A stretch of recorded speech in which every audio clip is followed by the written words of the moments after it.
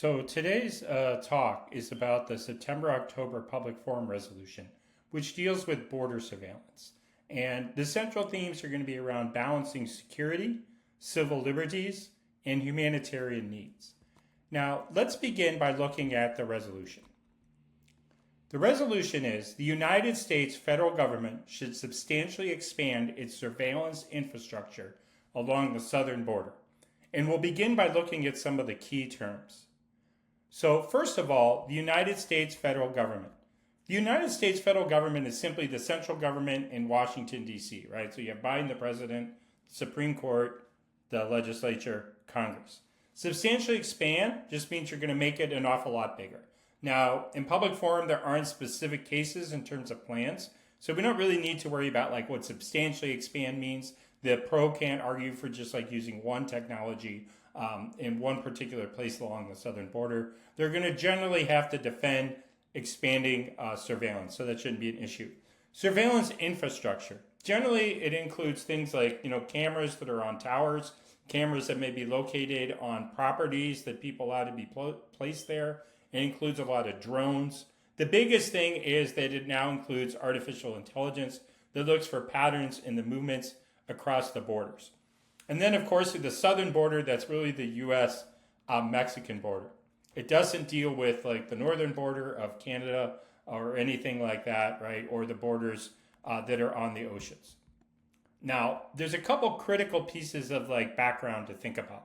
The first of all is that the United States is currently experiencing some pretty high levels of migration.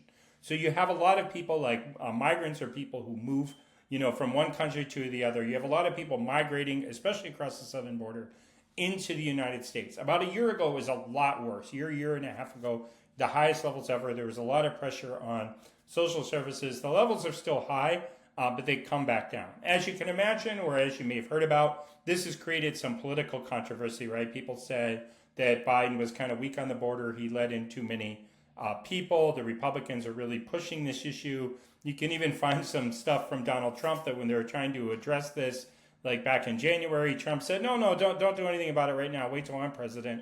I want to be able to make an issue of this and do it even more. It's been a really big issue. Obviously now kind of the Kamala Harris, becoming the presidential nominee, kind of taken on a life of its own. But that's important to politics as well because Biden originally charged her with dealing with this border issue, and some people say it didn't go that well. So it's kind of an issue in the upcoming election, which we'll talk about more towards the end of the talk. There are, of course, implications, economic implications, right? You can. Some people argue that it's bad if we have too many people coming to the United States, especially illegally, because it puts pressure on social services. Some of those people may take jobs away from other low-wage workers in the United States. Other people, of course, argue that we need immigrants, even illegal immigrants, to work in places like agriculture and hotels, like where they're as maids in cleaning services, where they're not paid a lot of money. That keeps prices down, and we don't have enough workers for those jobs.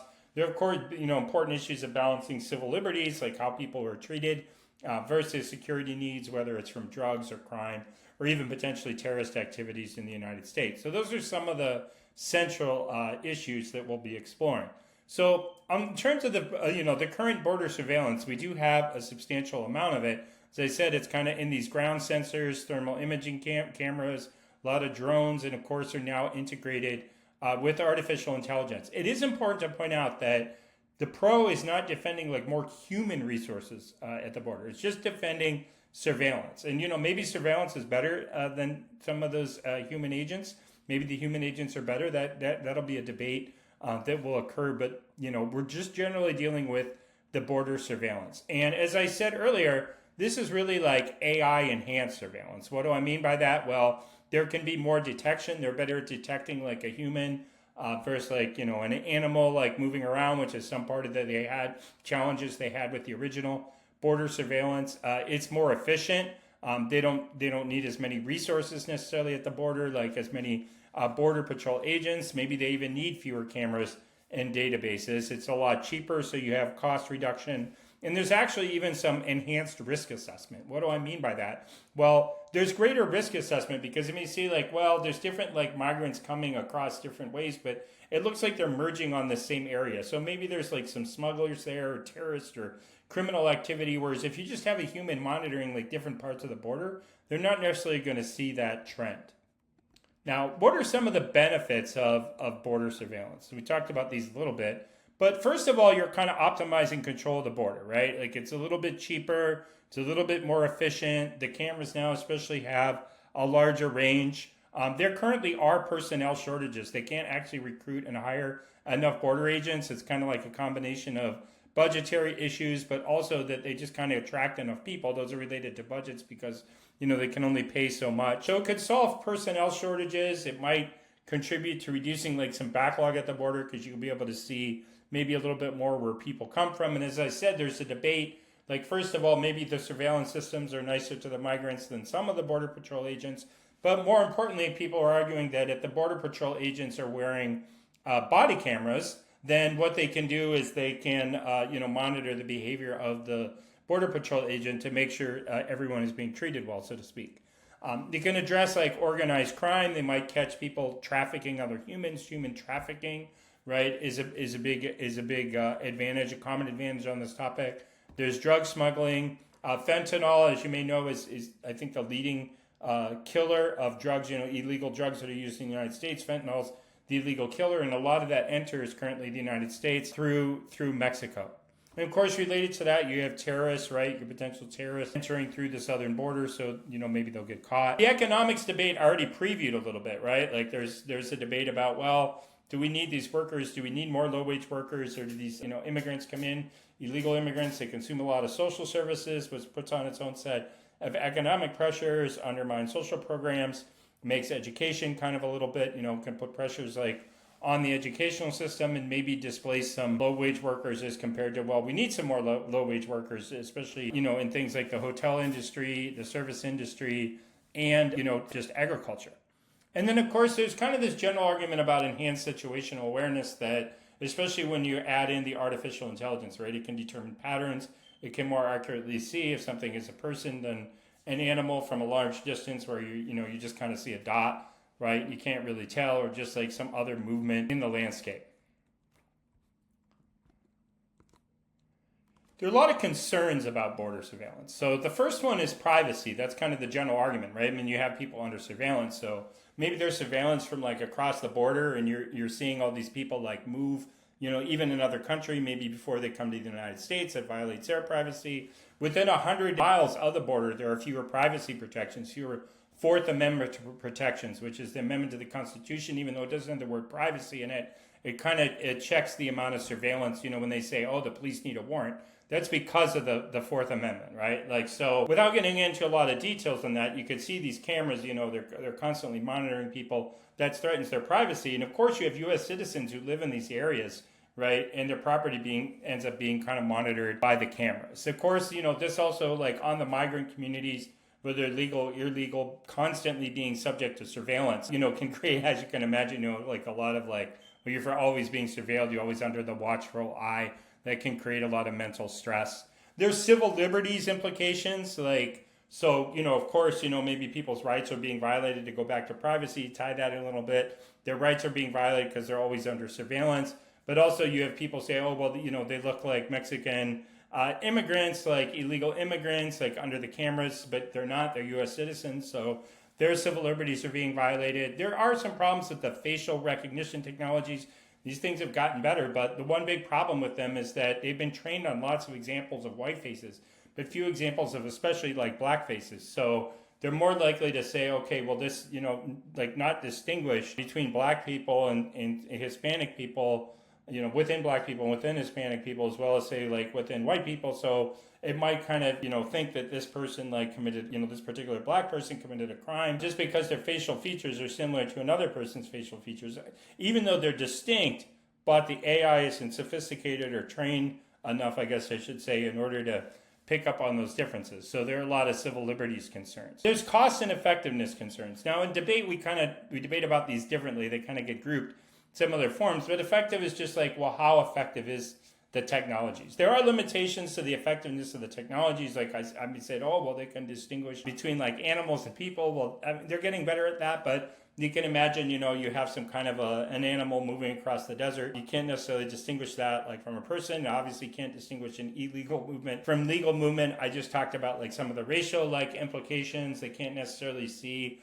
like directly like close to the towers. That was a problem with the surveillance cameras. They can only put up like so many cameras, so it just causes people to go in other routes, which are actually more dangerous.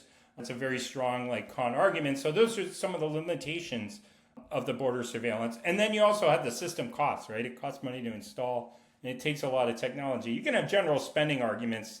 I mean, spending arguments aren't all that unique, right? The U.S. debt is totally $30 trillion. I think it just passed that. So, spending a little more money on border surveillance, probably not going to move the annual deficit or the total amount of debt all that much.